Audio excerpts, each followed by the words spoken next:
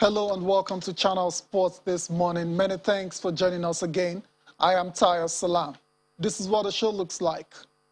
We're starting off with great news concerning the Super Eagles of Nigeria. They went to Douala and tamed the wild beast of the Central African Republic, thereby avenging their 1-0 loss in the first leg in their Qatar 2022 World Cup qualifier.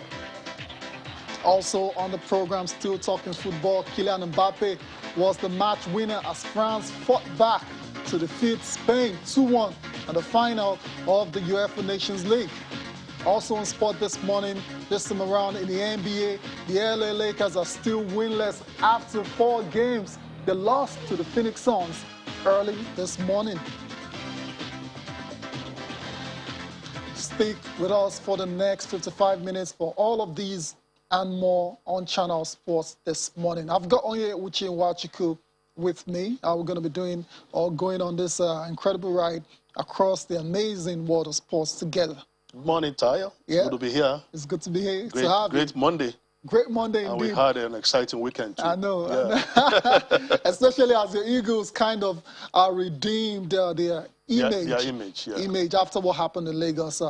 On Thursday. Midweek. Yeah. All right, so we'll get into all of that later on the show. But before then, let us give you updates concerning the NBA preseason. We're all getting set for tip-off on October the 19th.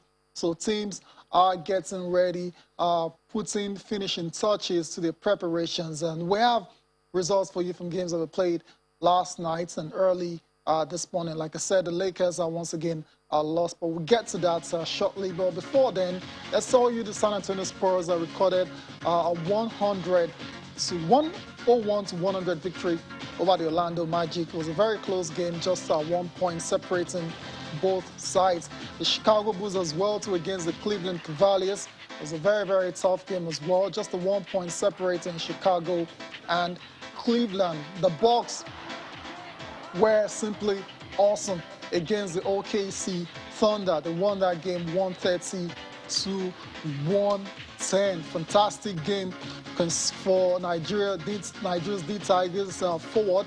That's Jordan Nwora. He had a spectacular game for the defending champions in that game as well. Finished with 15 points, 8 rebounds, and 3 assists. And to the big one, the Suns against the LA Lakers in a rematch of what happened last time out in the playoffs. It was Phoenix prevailing 123 to 94. JaVale McGee, former LA Lakers player, scored 12 points, grabbed 9 rebounds, and recorded 2 assists for the Phoenix Suns who were playing without Devin Booker. But for the LA Lakers, like I said at the start of the show, and the last time we were here as well too, you said, and I agreed, that it's preseason. It's going to can't reach any conclusions from this kind of games. Well, it's 4 in a row now, 4-0. Surely, as a coach and some of the players, you start to feel a bit worried. Obviously, I mean, Tayo, yes, it's preseason, but from the preseason, you move into the season proper. And it is the form that the players exhibit in preseason that should worry the coach. You know, so it shows that for the LA team, the coach has a lot to do. And I think for basketball fans too, the excitement returns. I remember last night my son asking me to take permission to watch. He's actually a basketball player. Wow. He wants to watch the basketball game. So I felt excited that he is looking forward to the new season. You know, but the preseason is always good. You know, it prepares, just like in football too. You put players in shape. Yep. You look at what you have. If you need reinforcement, where you need to change your tactics and strategy, where you need to talk to the players to do 1 or 2 things, then you can do it before the season starts. Yeah, but before the season starts, but the bad thing for the Lakers is that there's not much that they can still do right now because the season is just around the corner. Yeah. In this particular game, they played with all of their star players, with the exception of King James. Unlike the last time, the rest of the last time now, so the star players are coming into the fold, but they still cannot buy a win. So it's looking really shaky for the LA Lakers right now going into the new season. And like we said the other time, they've been the butt of jokes, calling them hold people's home because they've got some really experienced players on the side. Carmelo Anthony featured in this game. We saw Russell Westbrook, we saw Anthony Davis, all of them, like I said, with the exception of King James, but they still lost to the Phoenix Suns. I think that's the second time now they've lost to the Phoenix Suns in preseason. It's worrying times for Frank Vogel and his coaching staff, but then they've got like a week plus now to, to make all the necessary adjustments before the season starts on October the 19th. So that's it for the updates coming from the NBA preseason. Stick with us for more of this on the show tomorrow as well. So many Nigerians involved as well. You get to know about the performances on Channel Sports this morning. Let's move on from that to the racing track now. Incredible race at the Turkish Grand Prix just yesterday, where it was Valtteri Bottas that emerged the winner of the Turkish Grand Prix. Valtteri Bottas, of course, is the teammate of Lewis Hamilton. But the outcome of this particular race means that Max Verstappen, who came second, which is now retaking the championship lead from Lewis Hamilton by 6 points. It's looking like it's going down to the wire. Yeah, Tyler, I mean, it's so interesting. This is what we want. Yeah. Competition. Competition. Not Lewis just running away with the title every year. It's not predictable, but some Hamilton fans will not want to agree with you. Well, I mean, he has a lot of fans all over the place. It's like the star boy of the racing track. True. So elegant and that and all that. But I think it's good, Tyler. Like you said, I think it's good that we are having a ding-dong affair. Yeah. That's the beauty of the game. You want to watch the racing track. You don't want to predict that so and so driver is going to win it. So you look forward to it, and it's exciting. For us here, we just keep our fingers crossed and watch with keen intention. Indeed. Congratulations to Valtteri Bottas. You can see him at the end taking the checkered flag for Mercedes. But for Lewis Hamilton, he finished fifth in this race, and coupled with Max Verstappen finishing second, the title lead has changed hands once again. Max has got a 6-point lead going into the next race. Let's take a listen to the race winner on the day, Valtteri Bottas. Fantastic race day for Valtteri Bottas. Left almost on every lap in very difficult conditions because it started to rain during that particular race. His very first win of the season. Maybe he can build on that going forward. Let's move on now to the tennis court and go to Indian Wells and tell you all about the BNP Paribas Open that went down last night. Some of the games, second round action for some players, first matches for some other players. But we're going to start with Andy Murray. Andy Murray somewhat rolled back the years early this morning against Carlos Alcaraz. Carlos Alcaraz, very highly rated young star, got to the latter stages of the U.S. Open, and a lot of people were expecting this to be a very tough match for Andy Murray. It turned out to be so, but Murray showed all of his experience to prevail. 5-7, lost the first set, but came back to win the next two, 6-3 and 6-2 to advance into the third round of the BNP Paribas Open. Finished with 18 winners on the day. Yeah, Murray's still showing he can mix it with the young stars. I mean, this is a battle of generations, really. I totally agree with you, Tayo. And the Murray showing that he's not ready to surrender to the next generation. Not at all. Because Alcaraz, represents one of those that have been tipped to take over. Exactly. 18-year-old, and he's doing so well. And the Murray had to dig deep. Really? Last week he was complaining that he lost his wedding ring. He attached it to his tennis shoes. He overcame that, and he's doing so well for himself. And because the test, Murray actually tipped Alcaraz to be future world #1. Look at that. It makes it very dicey. It makes it very interesting that he's playing with a player that he has tipped to become, very great in the game. And he won the particular match as well. So good victory for Andy Murray. But it's going to get tougher in his next match. That's because he's going to be taking on Alexander Zverev. Well, but before we get to Alexander Zverev, let's tell you about Stefanos Tsitsipas. Stefanos Tsitsipas is also through to the next round of the Indian Wells tournament after rallying from a breakdown in the second set to defeat unseeded Spaniard Pedro Martinez 6-2, 6-4 to reach the third round. Like I said, Tsitsipas needed 93 minutes to prevail as he claimed 63% of his first serve points and 80% on second serves.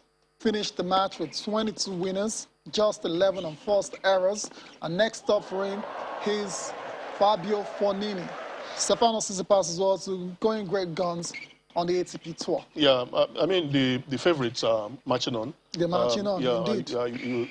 When you play against an unseeded team, and you are expected to grind out a victory. Just win. And I think it will be regarded as a big upset if his opponent had defeated him. True. So let's see how he navigates his way in the next round of the game. Yeah, next round is Fabio Fognini. Congratulations to Stefanos Tsitsipas edging closer to winning our first major, but we'll see if he can go on to do that next season. Before we leave tennis, I was telling you about Alexander Zverev. He's going to take on Andy Murray next in the third round of the BNP Paribas Open. That's after Zverev won his own match as well. This time was against Jensen Brooks by 6-4, 3-6, 6-1 in the second round. The match was a very tough one, lasted 1 hour and 48 minutes. He won 73% of his first serve points. That's Zverev, including 12 aces.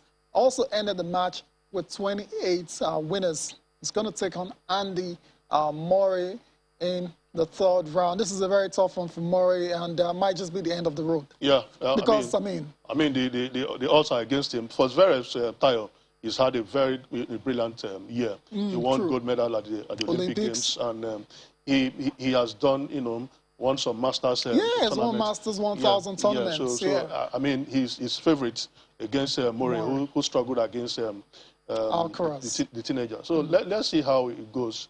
We'll be here watching and enjoying the game and see what will happen at the end of the day. Indeed. So fingers crossed. Stick with us for all of the updates from Indian Wells on Channel Sports this morning. It's time to talk about the big events of the weekend, the fight for the ages, the fight of the year, major contender. I'm talking about the trilogy that went down in Las Vegas early Sunday morning between Fury, Tyson, and Deontay Wilder. What a fight that was. Lived up to the billing.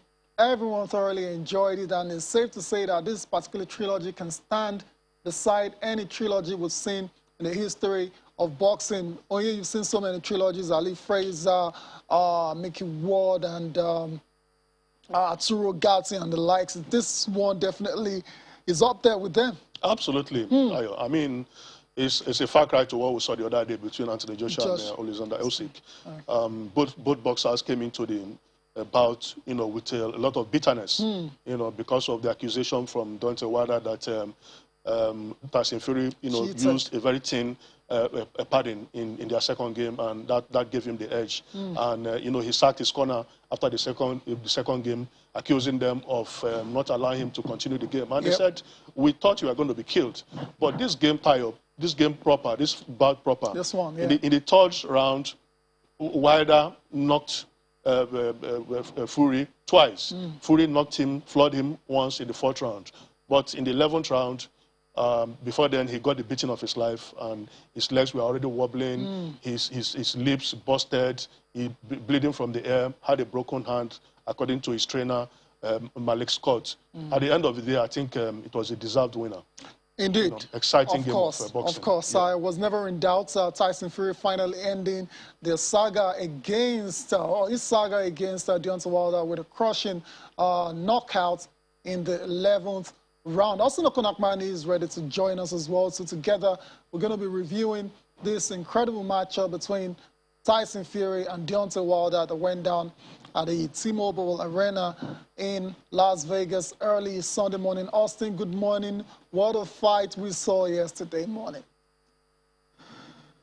Good morning, Tayo, and good morning to our viewers wherever they're watching us all over the world. Tayo, what a story. You know, before the fight, with all of the trash talk we saw, I was saying, hope this trash talk won't be bigger than the fight. And then these guys lived up to, whoo, Tayo, look, this trilogy, we didn't see boxers go against themselves. We saw warriors. From round one, we already saw that we were going to have a spectacular fight, and it lived up to it. Round 3, someone was going down. Round 4, someone was going down. Round 5, action, all the way till round 11. What a story. And you know, in round 10, Tayo, when it was round 10, I tweeted that round 11 will be the decider because I heard Sugar Hill turned it around for Tyson Fury. He said, stop. This guy is trying to push you to box like him. Sugar said, jab. Just jab, jab, jab. You're the big guy working because Deontay wanted to end it so soon with his power. And that's the difference. You know, your corner can make the difference in a big fight as that. And that was what Sugar Hill did for Deontay Wilder. What a story. It won't just go down as one of the best trilogies we've seen in boxing. It will go down as one of the best fights we've seen. In fact, it's already the fight of the century. Tayo, Deontay Wilder, Tyson Fury, they need to get the respect that they deserve. They made the heavyweights actually look good and big. Indeed, full credit to both fighters, it has to be said. For me, we enjoyed all of the action, the excitement that they brought to the ring. But at the end of the fight, I feel the only sore point was when Tyson Fury tried to, pay his respects or talk to Deontay Wilder afterwards, and he was rebuffed. And Tyson Fury obviously wasn't happy with that situation, which led him to calling Deontay Wilder a sore loser. We're going to take a listen now to the post-match comments coming from Tyson Fury talking about that fight, how he ended the knockout, as well as the behavior of Deontay Wilder. Tyson Fury obviously not happy with the behavior of Deontay Wilder after that incredible trilogy bout between both boxers. He also talked about being a generational fighter. I'll come to you with that one. Oye, pretty much saying, I'm going to dominate for the foreseeable future. No one can beat me in this era. That's what he's saying. It's not far from the truth, right? Yeah, Tayo, he has shown that. You know, typically, when you look at Tyson Fury, he doesn't have that six-pack. He doesn't have the body, strong body. But you give it to him, he has mental and physical strength. Incredible stuff. I mean, he can last to the 12th round. 20 rounds. He has, you know, a lot of strategy. He's not a one-way fighter. Yep. And he does the entertainment part of boxing. And that's what everybody knew Muhammad Ali. So from that angle, you can begin to appreciate that this guy is going to be here for a while. If you can give Deontay Wilder the beating of his life, you know, people are already telling Anthony Joshua not to go near Tyson Fury. We'll come to that shortly. But we need to go on a break now. When we'll come back, we'll wrap up our review of the fight of it's not the fight of the century, of that incredible trilogy bout involving Tyson Fury and Deontay Wilder. Join us again.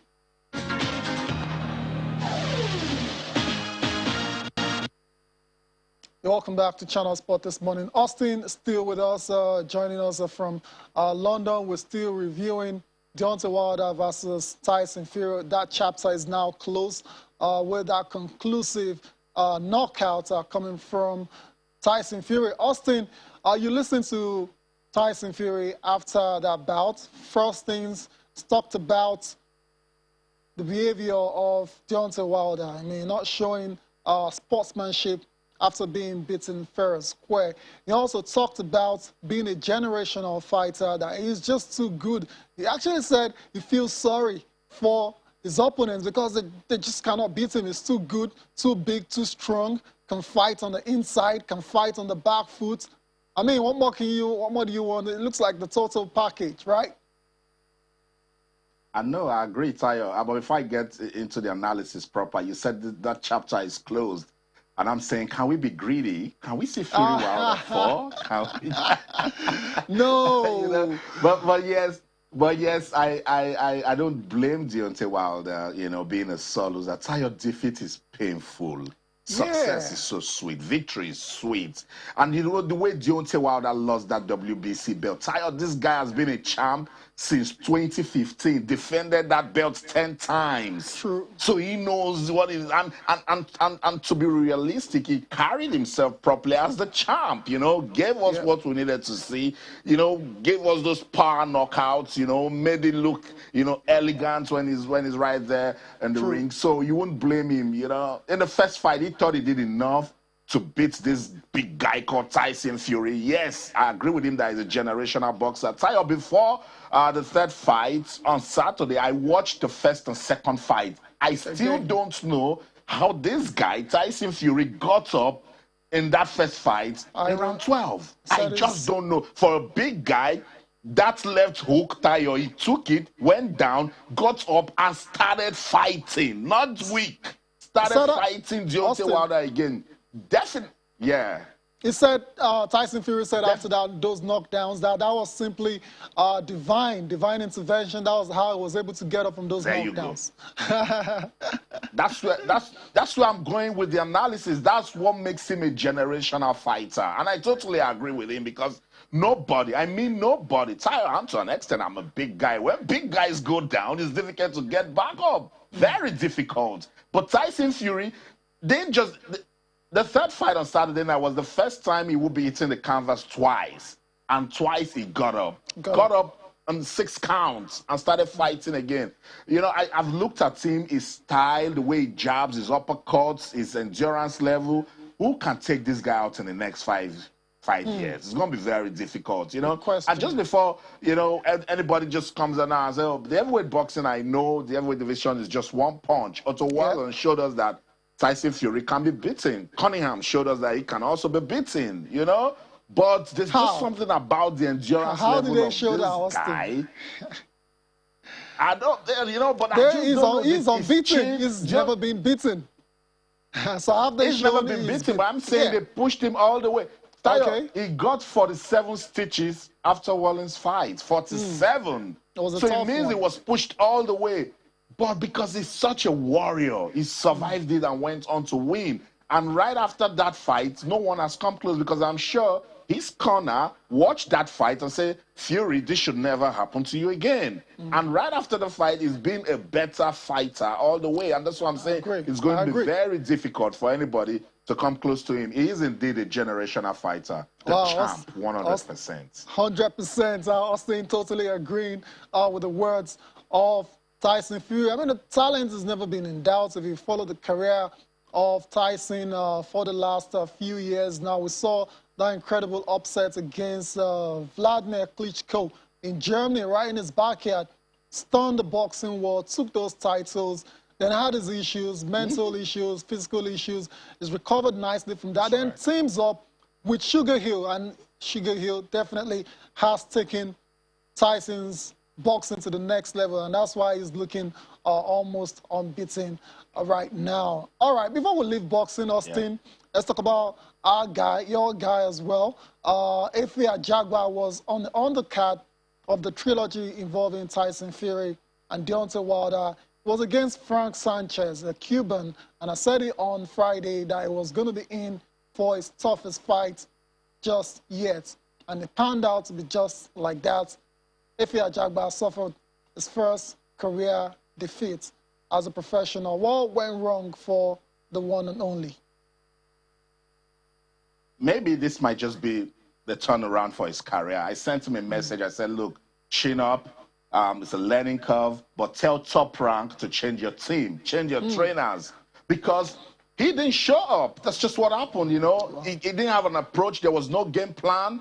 While Frank Sanchez, you could tell, Tayo, with the way he boxed, he studied this guy. And that was why he was calling out Ajagba. He studied this guy and said, look, this guy is one-dimensional. This guy will wait for the power punch. Everybody used to like him, Efe Ajagba, to be Deontay Wilder, but he sparred with Tyson Fury before this fight. So he must have learned one or two things. But he didn't just bring it. Where were the combinations? Where were those jabs?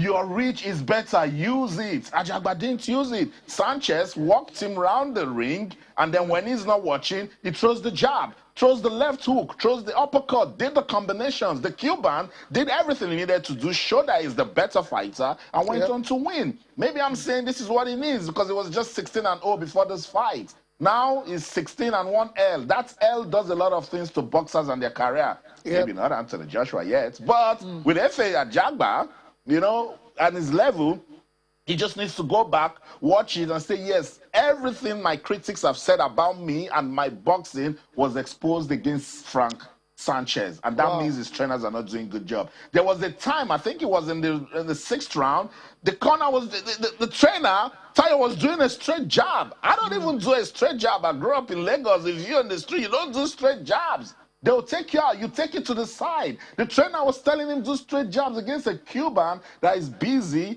around the ring. So painful loss again for Efe Ajagba. Is his first. I was hoping he was going to get to 20. And because when you get 20 fights and you're not beaten, you'll be feared. But it is what it is. He needs to pick himself back up and show that he's a champ. Indeed. We're wishing, hopefully, Efe Ajagba can bounce back from this defeat. It's just, I mean, these things happen. In boxing, there's no doubt he was comprehensively beaten on the night. A unanimous loss to Frank Sanchez. And like Austin has said, he's got to improve. He's been one-dimensional. That's what his critics say about him. He's got the massive right hand, where if he lands, then you're about to go out or go to sleep. But if he doesn't land or your opponent doesn't let you do that, there was a second game plan. He couldn't do that against Frank Sanchez early yesterday morning. Absolutely, Tayo. I mean, when you go into a battle, I mean, in a sports game, you have to adopt a lot of strategies. True. Be it football, be it whatever game, be it boxing. So for Efe Ajagba, you know, like Austin said, he trained with Tyson Fury. And the reason Tyson Fury gave for picking Efe Ajagba was he punches like John Wilder. He goes for the power punch. And if that does not work, he should adopt another strategy. So I think I want to agree with Austin that he should change his corner. Wow. Because a lot of... He barely just got together with this corner. A lot of stars have done it. Yeah. Even in tennis, in football, in boxing, when you are not getting the right result, because you are paying these guys to improve your game. So if you are not getting the right technical assistance from them, then you have to look for other people to help you. That's a fair point. Because it's already in the heavyweight, and this is his first defeat. He was comprehensively beaten. All the three judges gave the fight to Frank Sanchez. And this Cuban is also unbeaten. You know, so I think he has to look at this fight, review it properly, and look at where he did not do well and improve and move on. Indeed. The good thing for Efe Ajagba is he's in good hands. Top rank, Bob Arum, you know, they're in charge of his career and promotions and stuff. So hopefully they can come together and perhaps forge a new way forward. Maybe they might have to change corners, like you said. But fingers crossed, we'll see what our situation looks like in the next couple of months. Chin up to Efe Ajagba, representing the country in the heavyweight division in the world. All right, let's come back home now and give you updates coming or concerning the National Youth Games. This time around, we're going to be focusing on Lagos, and ahead of their participation at the 2021 National Youth Games, athletes and officials of Team Lagos have taken their mandatory COVID-19 test. That's very, very important because the pandemic is still very much around. The testing, which is a precautionary measure taken by the Lagos State Sports Commission, is to uphold strict implementation of protocols that will guarantee the safety of the team and ensure a safe games. Director of Sport Medicine, Lagos State Sports Commission, C.A.R. Michael, says it's imperative for the states to screen their contingents in order to safeguard the games. Let's take a listen to Dr. C.A.R. Michael. As a precautionary measure, we have decided to screen all the members of the Lagos State team that will be going for the National Youth Games, the children and all the officials. It is a precautionary measure so that we know that everyone that is going is clean. Secondly, we have also ensured that those who are supposed to be vaccinated have all been fully vaccinated, and we have evidence to show that all the people that will be going to Ilorin who are supposed to be vaccinated have all been duly vaccinated. Again, we just want to be sure that because we are the epicenter, we don't want to take things for granted, we don't want to take chances. We want to be sure that everyone that is going is fit, so that we won't have any health issues. As Dr. Michael, who's the Director of Sports and Medicine, Lagos State Sports Commission, still talking about the National Youth Games. Let's go to Delta. Delta, of course, are favorites going into that competition. Once again, they've dominated in the past, and they're looking to do exactly just that in a couple of days when the Star was.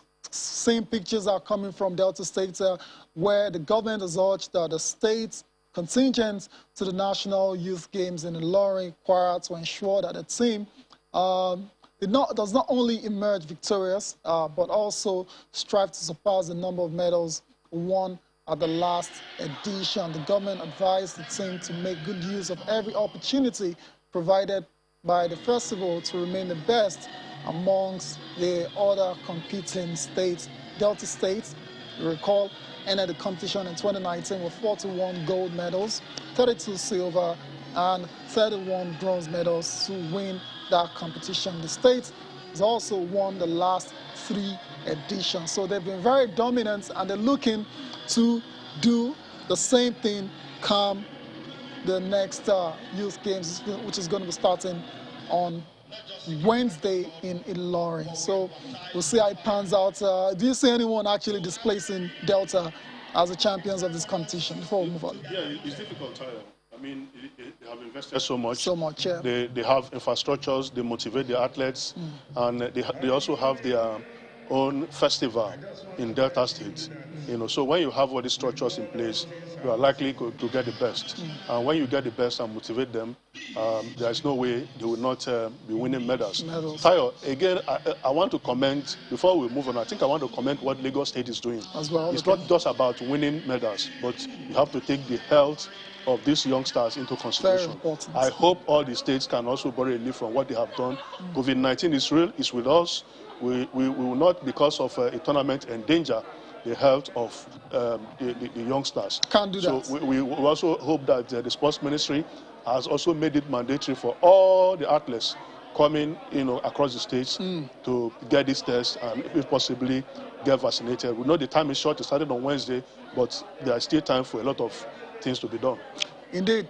All right, back to Delta State. Let's take a listen to the officials and giving this incredible challenge to the team ahead of the National Youth Games starting on Wednesday.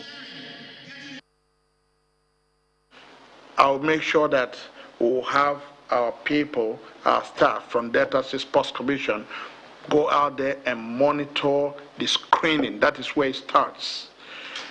Thereafter, so many other sports. We have people that will always go to different, apart from the coaches, to different venues to try to watch what is going and collate the results. But as soon as athletics will start, I'm going to leave them slightly and concentrate more on athletics. Reason because I'm the president and I want to see how many new athletes we can discover from there, because it's not all about Delta now. We want to see that kid from Maiduguri or from any northern state or from any other state come up with good records. We want to see personal best records. We want to see the kind of time that they will come up with this time.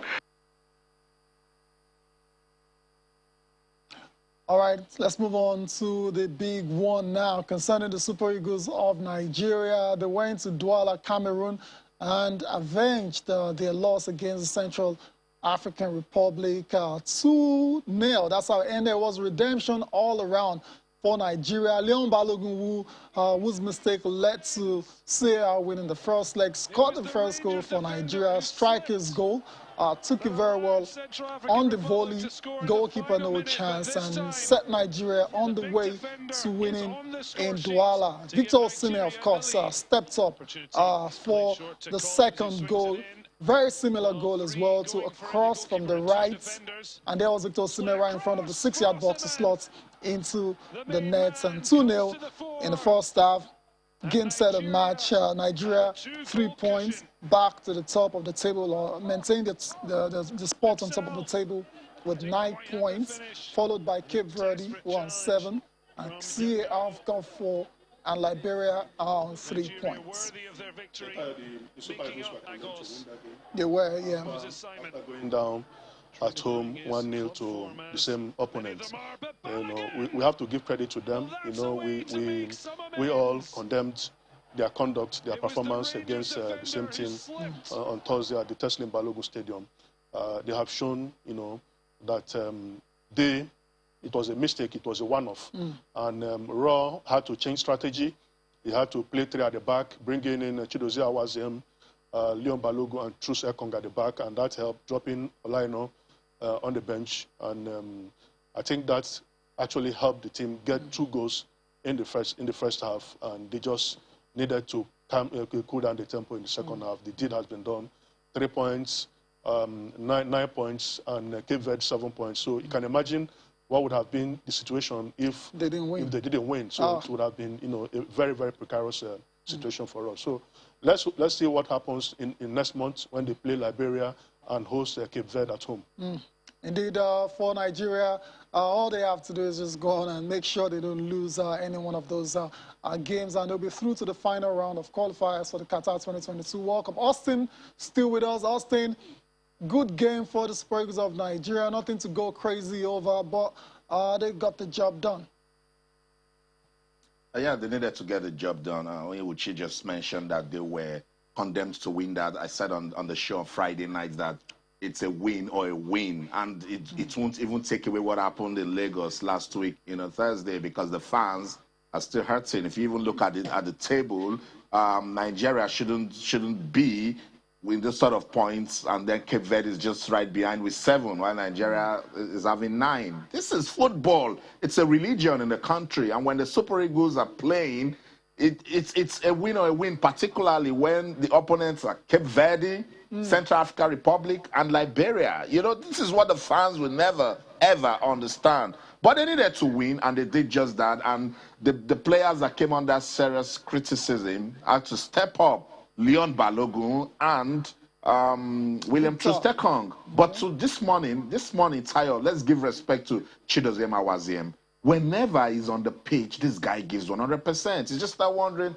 why is he still a substitute? Yes, I know that persons on the bench should be as good as the guys who are starting, but the defenders actually had a good game in Douala. Shout out to William Trustekong also. The technique behind that pass to Osimhen. Did a dummy like he was going to take a shot, and then he saw Osimhen running, and then he placed it in. That was a good one. Leon Balogun scoring his first goal for Nigeria in 7 years. This does a lot of good for the defense department, and we just hope that every other department will also take that, particularly the midfield. Ejuke played a fantastic game, Tayo, and maybe this is the time for Coach Gernot Rohr to start saying, okay, if some of my guys will be missing, let me try and do 1 or 2. He tweaked the team. He tried to be adventurous this time around, and it paid off. Yes, because of what happened in Lagos, they don't want to repeat. If they had played draw, nobody would pick them back to their bases in Douala. They will go back because people are still angry over that loss, you know. And I said it, that this is not the stage you should be looking at. This stage, you should use it to frighten your next opponents in the crucial round. And that's why getting all points is very, very important, because you will be studied. So when your opponents study you, they shouldn't be able to predict you. You should be able to come up with something different. So let's see, as Onye said, let's see what they're going to do against Liberia, and then Cape Verde in their final match in Lagos. They need to still tell the fans, big I'm sorry. Indeed. All right, that's it for the Super Eagles and their World Cup qualification campaign. For now, it's going to resume next month, and of course, be sure to join us again for all of the updates concerning Nigeria's quest to qualify for the Qatar 2022 FIFA World Cup, the first Winter World Cup. Nigeria will want to be a part of that one. We need to go on a break now. When we come back, we'll be telling you about everything that happened in the final of the UEFA Nations League between Spain and France. Join us again.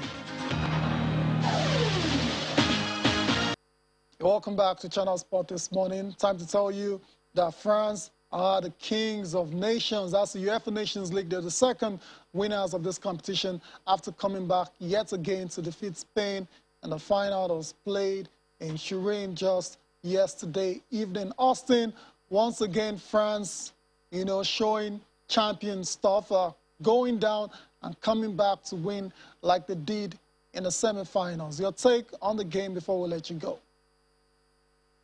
I think they did a good job with this competition, and so they've become the first country in history to win the World Cup, the Euros, and now the Nations League. Wow. Shout out to Didier Deschamps and the work he's doing with this team. You know, when France don't win, some way, somehow, you could tell that they're unfortunate right from the time they won the World Cup. So it means they know what they're doing, and they still got a relatively young team that has been playing for quite some time.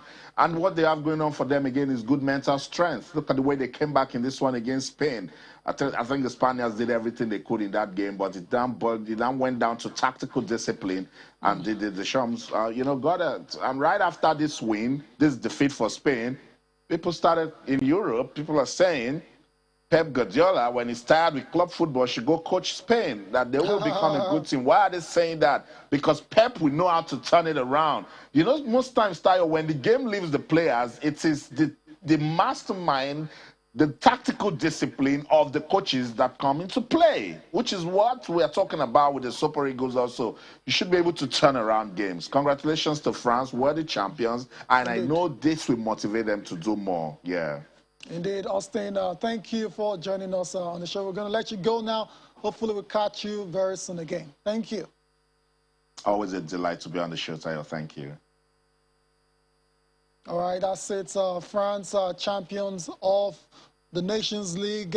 Disappointing Euros, but this should go some way in appeasing their fans, you know, with that performance at the Euros, the champions of the Nations League. Very true. I think, Tayo, in addition to everything Austin has said, you know, about the Deschamps' technical qualities, yeah. You see, the most important thing he has done is to bring stability. Before he was appointed the coach of France, they've always had talent, but there had always been crisis in the team. Yeah. You know, players revolting against the system. The coach that time sending some players back, but somehow he has stabilized the team. Remember what happened between Kylian Mbappe and Olivier Giroud at the Euros? He was able to calm the storm. You know, so that helped the team. And like I said, he has won the Euros, he has won the World Cup. Now he has become the second nation to win the UEFA Nations League. So it shows that he's got quality, and he has complemented the squad, the deep quality, the depth in the squad. If you have a team that that can boast of a player like Kylian Mbappe, you have Paul Pogba, Karim Benzema, you have Karim Benzema, who is in unbelievable form for Real Madrid. I mean, after the exile from the national team, you know, it also shows how he has been able to, you know, reconcile some of the differences in the team. Another coach wouldn't have asked Karim Benzema to come back to the team. But he has put his ego aside. Yes, I asked this guy not to come, but he's doing so well, and everybody's calling for his inclusion. So why not? You know, so it shows that Didier Deschamps is doing something right with the French national team. Indeed, Paul Pogba right there with his medal. Can't win much with Manchester United at the moment, but whenever he goes to France, whenever he goes to France, they get to win. He's going back to Juventus next season. Well, we'll see. We'll see about that. The two match winners are Karim Benzema and Kylian Mbappe. It must be said that Kylian Mbappe's goal was there was a touch of controversy surrounding that game offside the not VAR. So it touched Garcia on his way in, and because of that, it's no longer offside. It's the second phase of play. Anyways, the luck definitely with Spain or with France on the night. Spain dominated possession as they do against all teams. And but like I said, winning the UEFA Nations League Of course, we will appease these fans, the France fans, after their disappointing Euros. And look at them. They're very happy. Yeah, it looks like they've won the World Cup. You can't begrudge them. You have to be excited and enjoy the moment. Look at them with the flares and everything. They partied and celebrated into the night. I imagine they're just getting some sleep right now. Congratulations to the Kings of Nations, France, UEFA Nations League champions, the second edition. Time to look at the papers now before we close the show. We're going to start with Sports and Life because we've got the deputy sports editor of this paper right here beside me, so we're going to start with your paper. Thank you. Once again. All right, so Deontay Wilder back home from hospital. Right, a lot of people were wondering why he left the ring so early without saying anything. So apparently went straight to the hospital. Up till last night, he has not said anything. But Scott Malik, his trainer, has been speaking for him. He said he took him to the hospital. They had to check him. After that, he was released. He took him to his room in the hotel, and he also gave gave that reason. That's why he didn't shake hands or embrace Tyson Fury, because he had a broken hand. Really? Yeah, that's what he said. He could have embraced. You don't need your hand to embrace. Really? That's what I'm saying. So what has the broken hand got to do with it? Full of excuses. Anyways, well, Deontay Wilder is fine. Those guys absolutely love everything in the ring for boxing fans like me and Onye. You know, we thoroughly enjoyed that battle of Wilder and Tyson Fury. Let's still on Sports in Life. Holland to snub Real Madrid interest. Genaro is also in the news. Great reaction from the Super Eagles, says the players wanted to get revenge, and is also happy that there's no big injury. Yeah, I mean, the players were at the receiving end of very grilling tackles from the C.A.R. From the wild beasts. Very apt name. You know, so he's happy that none of his players got injured. True. They are going back to their club healthy, and continue with what they've been doing. Indeed. Still on Sports in Life, 100 Caps Club. Ahmed Musa joins exclusive list. We're still on this 100, 101, 102. Which is it now? Well, FIFA has confirmed that it's actually 101. And I think I want to agree with them. Why so much confusion? You know, by the time we thought it was 100, it was 98. That was after Nigeria beat Liberia. So if you add the Cape Verde game that the Eagles won, that should have been 99. So I think it's just... It's a bit of mix-up. Yeah, mix-up. All right, so Ahmed Musa, congratulations. Incredible longevity to play for a national team for, 100 times. That's no mean feat. It's unbelievable. At all. Newcastle to raid Manchester United for Van der Beek, Lingard, Martial, and Bay. They've got new money. So all the other Premier League teams have become jittery. In fact, I read a story last weekend, Tayo, that Tottenham Hotspur actually kicked against the takeover. Look at that. Yeah, so... Look at that. Unfortunately... With that kind of money, you can buy any player you want. Yeah. Indeed. It'll be very interesting to see how they navigate the January transfer window. That's Newcastle and their new owner. They've already talked about wanting to compete for the title, but for this season, I believe it's all about staying in the Premier League, and they build on from that next summer. Let's go to sports. Complete Sports is our next paper. Onachu Awoni, Murphy's market value soar. Okay, that's very interesting. Moses Simon, Franco Yeka also hit their highest value. Good for Nigerian players. Sanchez, my game plan was to frustrate Efe Ajagba. Safe to say he succeeded. Yeah, he succeeded. 100%. 100%. And getting unanimous decision, all the three judges showed that everything worked. Everything worked according to plan. Yeah. Maguire set for lucrative new Manchester United contract. £300,000 a week. Wow. So what are they going to give Pogba? Okay, you already said Pogba is going to Juve, but we'll see if that pans out that way as well. So last paper is Sports and Sun. So many stories concerning the Super Eagles of Nigeria and their performance in Douala. Zidane on Newcastle's radar. Everybody's on Newcastle's radar. Who wouldn't be with that kind of money? Unfortunately for the current manager, He's going. Bruce, he knows he's going. They are ready to give him his £8 million payoff. Wow. There's money, so much money to be paid. Indeed. Ashwala Mark's birthday with a goal. That's for Barcelona female team. There's also Ahmed Musa winning his, becoming a Centurion finally. And Xavi open to any offer amid Barcelona links. Wilder lands in hospital after defeat. We talked about all of that already. And Raw salutes good reaction from the Super Eagles players in Douala.